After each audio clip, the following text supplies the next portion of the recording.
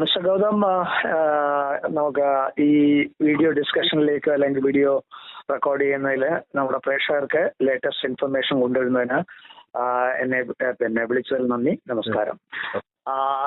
Mister Gautam പറഞ്ഞത് ശരിയാണ്. ഇതിന്റെ പുറകിൽ ഒരുപാട് അന്താരാഷ്ട്രീയ നിലവാരത്തിലുള്ള കളികളുണ്ട്.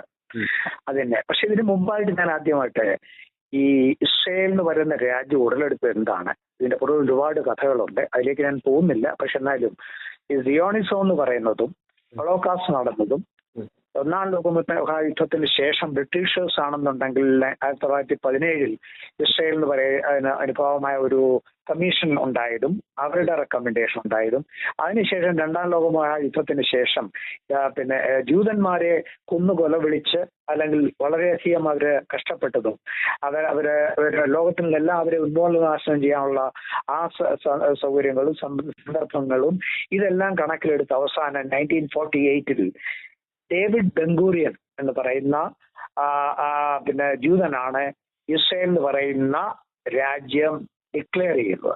അതെവിടെ? പാലസ്തീനിൽ. ആക്ച്വലി പാലസ്തീൻ ആയിരുന്നു ഈ ഇപ്പോഴത്തെ ഇസ്രയേലിന്റെ ഭാഗമായിരുന്നു.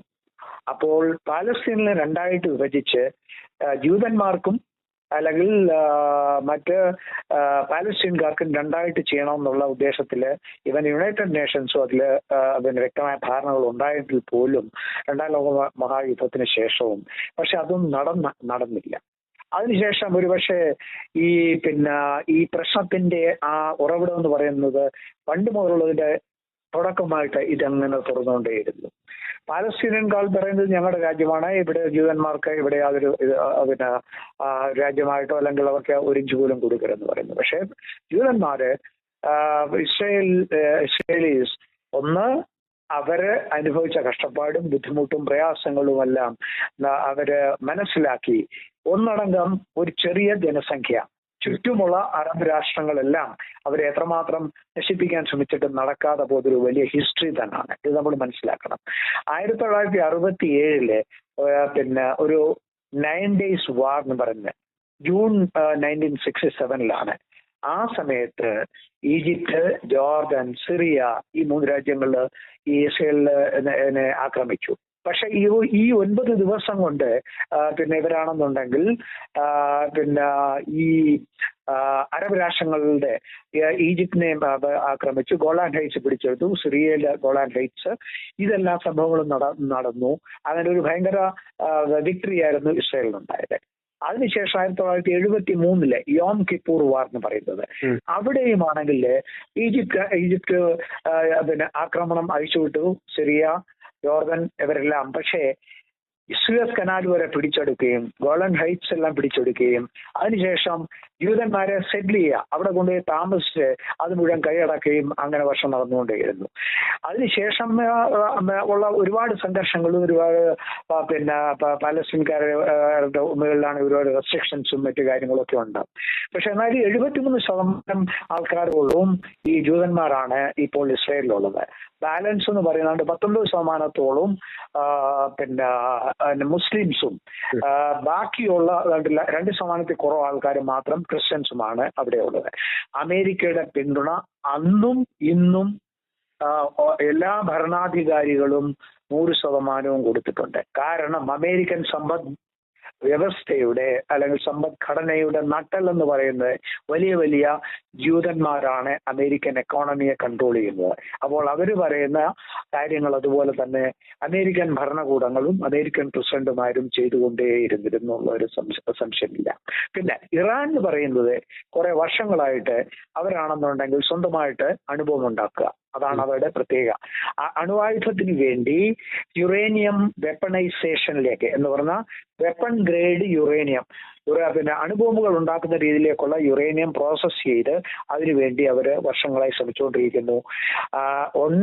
ഉണ്ടാക്കുന്ന രീതിയിലേക്ക് എത്തിയിട്ടുണ്ട് എന്നൊക്കെ അറിവുകളുണ്ട്. പക്ഷെ അതുപോലെ തന്നെ അൺഒഫീഷ്യൽ ആയിട്ടുള്ള ചില വിവരമാണ്, അതായത് ഈവൻ ഇസ്രയേലിന് പോലും അണുബോംബുകൾ ഉണ്ട് ഇന്ന് വരും അമേരിക്ക പോലും ഉണ്ടെങ്കിൽ പോലും വെളിയിൽ പറയാത്ത ഒരു കാര്യമാണ്. അതുപോലെ ഇസ്രയേൽ ഇന്ന് വരെ അത് അക്സെപ്റ്റ് ചെയ്തിട്ടില്ല, പറഞ്ഞിട്ടുമില്ല എന്നുള്ളതാണ്. അത് ഇതിന്റെ വളരെ വളരെ രഹസ്യമായ ഒരു കാര്യമാണെന്നാണ് ഞാൻ പിന്നെ പല സോഴ്സസിൽ നിന്നും അറിയാൻ കഴിയുന്നത്. ഇല്ല, ഇപ്പോൾ ഇന്ത്യയുമായി പിന്നെ ഈ കഴിഞ്ഞ പിന്നെ 1.5 വർഷം മുമ്പ് ഒക്ടോബർ 2023 ഏതാണ്ട് 1500 ഇസ്രയേലീസിനെ ഒരു സുപ്രഭാതത്തിൽ പിന്നെ ഹമാസിന്റെ ആൾക്കാർ കയറി അവരെ നിഷ്കരണം കൊല്ലുകയും ഏതാണ്ട് 250 പിന്നെ ആൾക്കാരെ ബന്ദികളാക്കുകയും പലരെയും കൊല്ലുകയും അതിനുശേഷമുള്ള സംഭവങ്ങളെല്ലാം നമുക്കെല്ലാവർക്കും നമ്മുടെ മനസ്സിൽ വളരെ വ്യക്തമായിട്ട് ഇപ്പം അറിയാവുന്ന കാര്യമാണ്. അതിനുശേഷം ഹമാസിന്റെ നട്ടിലൊടിച്ചു, ഹമാസിന്റെ നേതാക്കന്മാരെല്ലാം കൊന്നു, വലിയ വലിയ ലീഡേഴ്സിനെ കൊന്നു. അത് പാലസ്തീൻ ഛിന്നഭിന്നമാക്കി. നാശനഷ്ടങ്ങളുടെ ഒരു കൂമ്പാരം തന്നെയാണ്. എല്ലാ പിന്നെ അർത്ഥവ്യവസ്ഥ മുതൽ ഉണ്ടായിരുന്ന ഇൻഫ്രാസ്ട്രക്ചർ മുഴുവൻ ഡാമേജ് ചെയ്തിരിക്കുകയാണ്. പിന്നെ ഇപ്പോൾ കിട്ടേണ്ട പിന്നെ മനുഷ്യ സഹായങ്ങൾ പോലും അവിടെ എത്തിക്കുന്നതിനോ പല പ്രാവശ്യം കണ്ടീഷൻസ് വെച്ചാണ് ഇസ്രയേൽ ചെയ്തുകൊണ്ടിരിക്കുന്നത്. ഇതുകൂടാതെ ഹിസ്ബുള്ള എന്ന് പറയുന്നത്, ഹൗതീസ് എന്ന് പറയുന്നതും ഇവരെല്ലാം പിന്നെ ഇസ്രയേലിനെ അറ്റാക്ക് ചെയ്യുകയും പിന്നെ റോക്കറ്റ്സുകൾ വർഷിക്കുകയും ഒക്കെ ചെയ്തെങ്കിൽ പോലും പിന്നെ ഇവരെ എല്ലാം നിഷ്കരണം ഇസ്രയേൽ അത് നല്ല രീതിയിൽ കൈകാര്യം ചെയ്തു. ഇവരെല്ലാം പിന്നെ വകവരുത്താനുള്ള സംഭവം ഉണ്ടായി. അതിനുശേഷം ലേറ്റസ്റ്റ് ആയിട്ട് ഇപ്പോൾ മിസ്റ്റർ ഗൗതം പറഞ്ഞ പോലെ തന്നെ അമേരിക്കൻ പ്രസിഡന്റ് 3 ദിവസം മുമ്പ് പറഞ്ഞു, അതായത് ഇറാനുമായിട്ട് 5 തവണ ഇവർ തമ്മിൽ ഈ അണുവായുധം ഉണ്ടാക്കുന്നത് അല്ലെങ്കിൽ വെപ്പണൈസേഷൻ ഗ്രേഡിലേക്ക് യുറേനിയം പ്രോസസ് ചെയ്ത് നിർത്താം എന്ന് പറഞ്ഞിട്ട് അവർ കേട്ടിട്ടില്ല. അതുകൊണ്ട് പിന്നെ ഇസ്രയേൽ ഒരു അറ്റാക്ക് തന്നെ ഉണ്ടാകാൻ സാധ്യതയുണ്ടെന്ന് പറഞ്ഞ അന്ന് രാത്രിയാണ് ഇസ്രയേലിന്റെ സ്ട്രൈക്ക്. അതും അവരുടെ ന്യൂക്ലിയർ ലാബ് അണ്ടർഗ്രൗണ്ടിലുള്ള ഫെസിലിറ്റിയിലാണ് ചെയ്തതും. പ്രിസിഷൻ അറ്റാക്ക് ആയിരുന്നു. ഓപ്പറേഷൻ റൈസിംഗ് ലയൺ എന്ന് പറഞ്ഞ പിന്നെ ഒരു കോഡ് കൊടുത്താണ് അവര് ചെയ്തതും. പക്ഷേ അതിൽ ഒരു യാതൊരുള്ള റേഡിയേഷൻ വ്യാപിക്കുകയോ മറ്റു കാര്യങ്ങൾ ചെയ്തിട്ടില്ല എന്ന് ഇറാൻ അവകാശപ്പെടുന്നു. പക്ഷെ അതിനുശേഷം ഇറാൻ അതിന് തിരിച്ചു മറുപടിയായിട്ട് 100 ചില്ലുവണ്ണം ഡ്രോൺസ് അത് അയച്ചു ടെൽ അവീവ് ലക്ഷ്യമാക്കി ഇസ്രയേലിന്റെ ക്യാപിറ്റലിലേക്ക്. പക്ഷെ മിക്കവാറും എല്ലാ ഡ്രോൺസും വെടിവെച്ച് വീഴ്ത്തി. കാരണം ഇസ്രയേലിന്റെ ഒരു ഡിഫൻസ് സിസ്റ്റം അയൺ ഡോം എന്ന് പറയുന്നത് അത് വളരെ ശക്തമായ, കാരണം ഇന്റർകോണ്ടിനെന്റൽ ബാലിസ്റ്റിക് മിസൈൽസ് ഉൾപ്പെടെ റോക്കറ്റ്സോ ഇതൊക്കെ വന്നാൽ അത് അമേരിക്കയുടെ ഒരു കണ്ണെന്താ ഇതില് ഈ യുദ്ധത്തില്? അതിന് സംശയമൊന്നുമില്ല മിസ്റ്റർ ഗൗതം, അമേരിക്കയുടെ കണ്ണുണ്ട് ഇതില്. അമേരിക്ക എന്തുകൊണ്ടാണ് ഈ സംഭവം ഇതിലാണെന്നുണ്ടെങ്കിൽ അമേരിക്ക ഒരു പക്ഷേ ഞാൻ ചില കണക്കുകൾ മനസ്സിലാക്കിയത് 19 ബില്യൺ അമേരിക്കൻ ഡോളർ ഈ കഴിഞ്ഞ പിന്നെ പാലസ്തീൻ യുദ്ധത്തിലും പിന്നെ ജോർദനിലും മറ്റ് ഒക്കെ നടന്ന സംഭവങ്ങളിലും അതിനുശേഷവും ഇവർ സഹായം കൊടുത്തു. അതുപോലെ തന്നെ നമ്മുടെ ഇസ്രയേൽ അവർ ചിലവാക്കി 33 ബില്യൺ ഡോളറാണ്. ഇതിന് കാശ് എവിടുന്ന് വരുന്നു? ഇത് ഒഫീഷ്യലി ഉള്ള ഒരു കണക്കാണ്. ഇത് കൂടാതെ ഈ അമേരിക്കൻ ജൂത വ്യവസായികളിൽ നിന്ന് എത്ര കോടി രൂപ അല്ലെങ്കിൽ അമേരിക്കൻ ഡോളേഴ്സ് വരുന്നതിന് കയ്യും കണക്കുന്നില്ല. അതുപോലെ ഏതാണ്ട് ഒരു 2 വർഷം മുമ്പാണെന്ന് തോന്നുന്നു പിന്നെ Israel prime minister Benjamin Netanyahu അദ്ദേഹം അമേരിക്കയിൽ പോയിരുന്നു. ട്രംപുമായിട്ട് ഡിസ്കഷൻ ഒക്കെ നടന്നു. അതിന് വേണ്ട കരുക്കൾ നീക്കി തിരിച്ചു വന്നു. അതുപോലെ അമേരിക്കയുടെ പിന്നെ വിമാനവാഹിനി കപ്പലും അതിനനുകമ്പയായിട്ടുള്ള പിന്നെ സബ്മറൈൻസും ഫ്രിഗേറ്റ്സും ഡിസ്ട്രോയേഴ്സും ഇവരെല്ലാം ഗൾഫിന് പിന്നെ സമുദ്രങ്ങളിലേക്ക് മൂവ് ചെയ്തുകൊണ്ടിരിക്കുകയാണ്. പിന്നെ US-ന്റെ ഇൻവോൾവ്മെന്റ് ഇതിലുണ്ട്. പക്ഷെ US ഔട്ട്റൈറ്റ്ലി എന്താ പറഞ്ഞത്, ഞങ്ങൾക്ക് ഇതിലൊന്നുമില്ല. പക്ഷേ ഈ ചെയ്ത കാര്യങ്ങൾ ഒരു തരത്തിലും ഇറാൻ വെപ്പണൈസേഷൻ അല്ലെങ്കിൽ അണ്വായുധം ഉണ്ടാക്കുക എന്നുള്ളതാണ് അവരുടെ ഉദ്ദേശം. അതിനു വേണ്ടിയാണ് ഈ ചെയ്യുന്ന കാര്യങ്ങൾ. പിന്നെ ഇറാൻ പഴയ ഇറാൻ അല്ല. ഇറാൻ ആണെങ്കിൽ ഇന്റർകോണ്ടിനെന്റൽ ബാലിസ്റ്റിക് മിസൈൽ ഉൾപ്പെടെ ഉണ്ട്. അവര് ഡ്രോൺസ് അറ്റാക്ക് ചെയ്തതിനു ശേഷം ബാലിസ്റ്റിക് മിസൈൽ ഉപയോഗിച്ചു. അതുപോലെ തന്നെ ടെൽ അവീവും പരിസര പ്രദേശങ്ങളിൽ മിസൈൽസ് മിക്കവാറും ഒക്കെ വെടിവെച്ച് വീഴ്ത്തെങ്കിലും ചില മിസൈൽസ് ഒക്കെ പതിച്ചു. ഏതാണ്ട് 3 പേര് ഇസ്രായേലീസ് മരിച്ചു. ഏതാണ്ട് 32 പേരോളം സീരിയസ് ഇഞ്ചുറീസ് ഉണ്ടെന്നൊക്കെ കേട്ടു. അത് എത്രമാത്രം ഇസ്രായേൽ അത് അക്സെപ്റ്റ് ചെയ്തിട്ടില്ല. അതുപോലെ 78 പിന്നെ ഇസ്രായേലീസ് ഇറാനികൾ മരിച്ചു. 329ഓളം പിന്നെ ആൾക്കാർക്ക് സീരിയസ് ഇഞ്ചുറീസ് ഉണ്ടായി ഇസ്രായേലിന്റെ അറ്റാക്കിൽ. ഇതൊക്കെ പിന്നെ വെളിയിൽ വിട്ട കാര്യങ്ങളാണ്. അത് ഇറാൻ തന്നെ സംഭവിച്ചിരിക്കുകയാണ്. പിന്നെ ഇറാൻ പറഞ്ഞില്ലേ, അയത്തുള്ള ഖൊമേനി സുപ്രീം ലീഡർ എന്ന് പറയുന്നത്, അയാൾ പറഞ്ഞത് എന്താണ്? ഞങ്ങൾ പിന്നെ ഇസ്രായേലിന് ഒരു പാഠം പഠിപ്പിക്കും എന്നാണ് പറഞ്ഞിരിക്കുന്നത്. അതുപോലെ ഞങ്ങൾ അണുവായുധം ഉണ്ടാക്കുന്നതിന് വേണ്ടിയുള്ള പിന്നെ എല്ലാ പരിശ്രമങ്ങളും മുമ്പോട്ട് ചെയ്തുകൊണ്ടേയിരിക്കും. അവരുടെ ലബോറട്ടറിക്ക് യാതൊരു തരത്തിലുള്ള ഡാമേജസും ഉണ്ടായിട്ട് ഇല്ല എന്നും അവർ ക്ലെയിം ചെയ്യുന്നുണ്ട്. പക്ഷേ ഇസ്രായേലിന്റെ ടെക്നോളജി, ഇസ്രായേലിന്റെ പ്രിസിഷൻ അറ്റാക്കിൽ നടന്ന ചില കാര്യങ്ങൾ നമ്മൾ ഒരിക്കലും മറക്കാൻ പറ്റത്തില്ല. കാരണം അവരുടെ ഇറാനിയൻ റവല്യൂഷണറി ഗാർഡ് എന്ന് പറയുന്ന നമ്മുടെ ആർമി ചീഫ് എന്ന് പറയുന്ന പോലെ ഹുസൈൻ സലാമി എന്ന് പറയുന്ന കൊന്നു. അയാൾ താമസിക്കുന്ന കെട്ടിടത്തിൽ ബോംബിട്ടു. രണ്ടാമത് ഡെപ്യൂട്ടി കമാൻഡർ അയാളെ കൊന്നു. ഒരു ന്യൂക്ലിയർ സയന്റിസ്റ്റിനെ കൊന്നു. അങ്ങനെ അത്ര രീതിയിൽ പ്രിസിഷൻ ആയിട്ടുള്ള അറ്റാക്കാണ് അവർ ചെയ്തിരിക്കുന്നതും. പിന്നെ ഇതൊക്കെ കൊണ്ട് പിന്നെ ഇറാനിലും എമർജൻസി പ്രഖ്യാപിച്ചിരിക്കുകയാണ്. പിന്നെ ഇസ്രായേൽ എമർജൻസി പ്രഖ്യാപിച്ചു. 2 രാജ്യങ്ങളും അവരുടെ വ്യോമയാന യാത്രകളും പിന്നെ എയർ സ്പേസും ക്ലോസ് ചെയ്തിരിക്കുകയാണ് ഇപ്പോൾ നടന്നിരിക്കുന്നത്. അപ്പോൾ ഇതൊരു വലിയ കോൺഫ്ലിക്റ്റ് ആയിട്ട് മാറാനുള്ള സാധ്യതകളെല്ലാം ഉണ്ട്.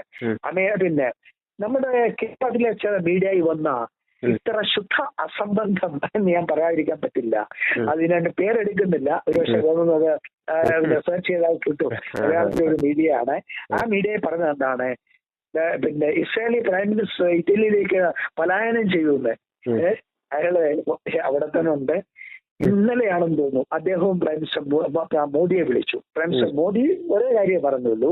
കാരണം ഒരു യുദ്ധം ഒരു പിന്നെ എന്തിനുള്ള ഒരു സൊല്യൂഷൻ അല്ലാത്തത് കൊണ്ട് പിന്നെ എത്രയും വേഗം ഇത് നമ്മളത് നിർത്തുക, അല്ലെങ്കിൽ അത് റിസ്ട്രെയിനും അല്ലെങ്കിൽ നമ്മളത് കൂടുതൽ വ്യാപിപ്പിക്കാതിരിക്കാൻ വേണ്ടിയാണ് പ്രൈം മിനിസ്റ്റർ മോദി അദ്ദേഹത്തിന് ഉപദേശിച്ചത്.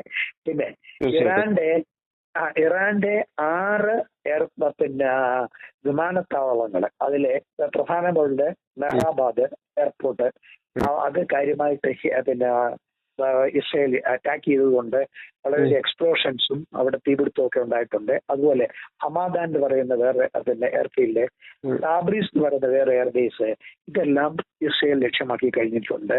പിന്നെ ഇതിലാണെങ്കിൽ ഇപ്പം